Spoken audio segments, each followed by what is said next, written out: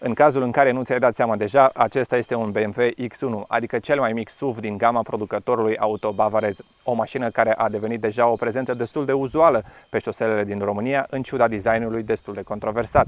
În același timp, este o mașină care încearcă să îmbine o ținută de drum sportivă cu o poziție de conducere destul de înaltă. Să vedem dacă reușește. BMW X1 a fost lansat inițial în anul 2009 și are la bază platforma de BMW Seria 3 din generația precedentă. De la debut și până în prezent, mini-SUV-ul bavarez a avut parte de două mici reîmprospătări care au adus un plus de tehnologie și câteva îmbunătățiri de ordin stilistic. Înăuntru, X1 îți oferă o poziție de condus suficient de înaltă, însă nu la fel de impunătoare ca într-un X5, de exemplu. Totodată, fiindcă are la bază o mașină care a ieșit din producție la sfârșitul anului 2011, tehnologia care te înconjoară nu e chiar de cea mai nouă generație. De exemplu, ai parte de un sistem multimedia care se mai poticnește din când în când, dar și de un panou de bord destul de conservator.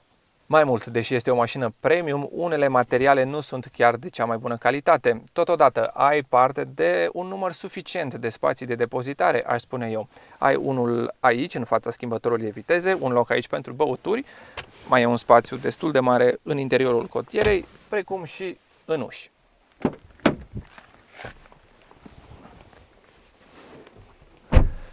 În spate există suficient loc la cap, însă pasagerii ceva mai înalți s-ar putea să aibă niște critici în privința spațiului la genunchi.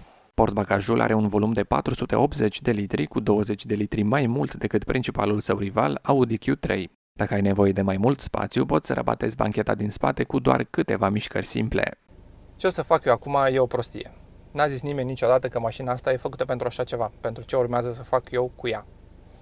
Mai mult decât atât, are și pachetul M Sport instalat, ceea ce înseamnă că vine cu niște spoilere sportive care coboară garda la sol și mai mult, ca și cum nu ar fi fost suficient de mică. Și mai e o chestie, are jante de 18. Doamne ajută! Am pus în manual, treapta întâi, dezactivez controlul tracțiunii, total, și am plecat.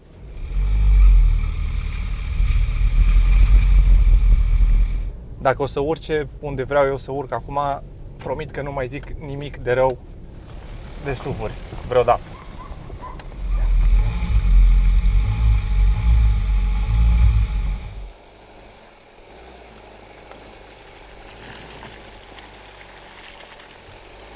Cine știe dacă o să reușesc să trec de porțiunea următoare, unde există o curbă foarte, foarte nasoală.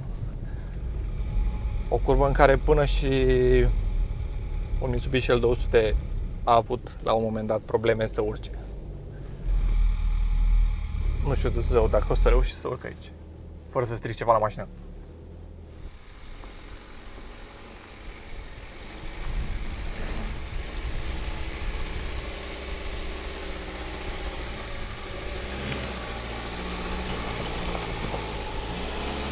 Hai, X-Drive-ule, hai!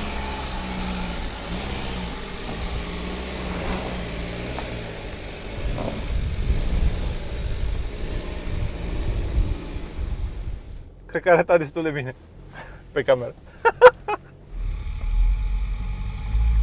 Ok, și acum mai trebuie să și cobor pe unde am urcat. Doamne, ce urât se vede de aici de sus.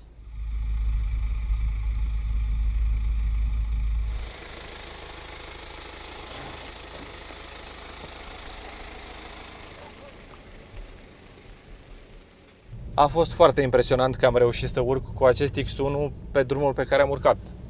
Dar să fim serioși, cred că niciunul dintre clienții acestei mașini nu o să ajungă pe un drum ca acela pe care am ajuns eu.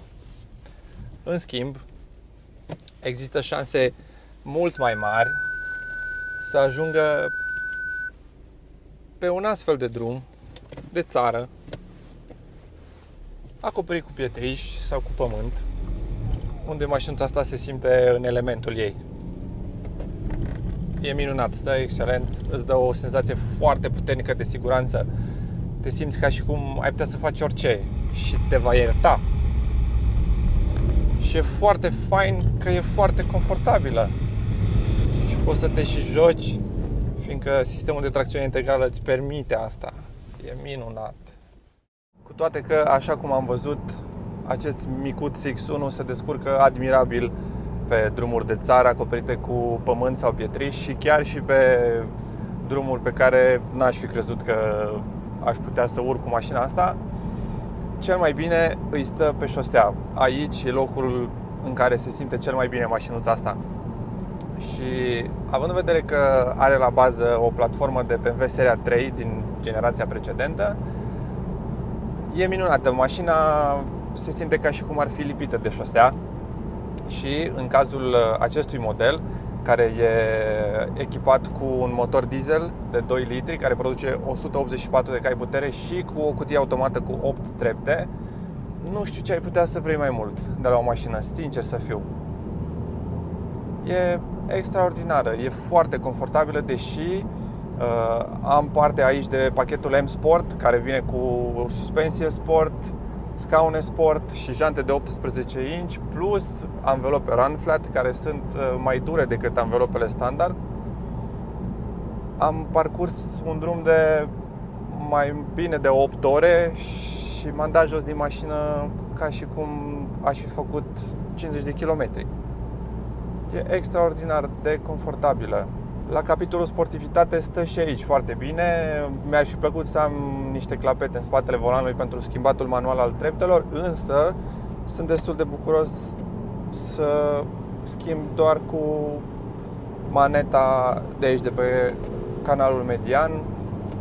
Treptele se schimbă foarte rapid în modul manual, la fel cum se întâmplă și la toate celelalte modele BMW cu această cutie cu 8 trepte. Există un pic de ruliu, dar nu e nimic de speriat, adică e